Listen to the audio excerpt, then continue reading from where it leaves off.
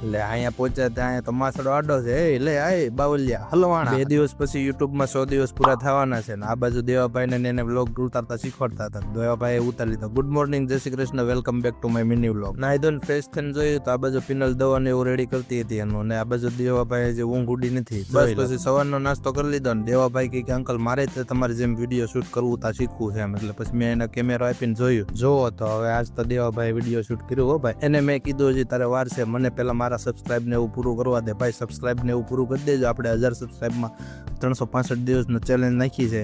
250 subscribe થવાની તૈયારી છે. બસ પછી મેં વાયટી સ્ટુડિયો ખોલીને જોયું તો 100-200 સબસ્ક્રાઇબ થયા હતા. 225 તમે પણ કરી દેજો. અને પછી બસ ખાતે જવાનો ટાઈમ થઈ ગયો એટલે લઈ લીધો હેલ્મેટ ને માણકીની ચાવી. ખાતે પહોંચીને એક ડિઝાઇન પૂરી કરીને બહાર નીકળીને જોયું તો આ બાજુ ક્રેન લેવા આવી હતી. ના ભાઈ હું દાદરેથી ઉતરી જાય નીચે, રહેવા દો મારે નથી ઉતરવું. બસ એક ખાતાની ડિઝાઇન પૂરી કરીને બીજા ખાતે જવા નીકળી ગયા. મસ્ત મજાનો નજારો અને પંખેડા ઉડે છે. એટલે તમે પણ સબસ્ક્રાઇબ ને ફોલો કરતા જજો વિડીયો જોવાનું ગમતા હોય તો. એટલે અહીંયા પહોંચ્યા ત્યાં તો માસડો આડો છે, લે આય બાવલિયા હલવાણા હતો.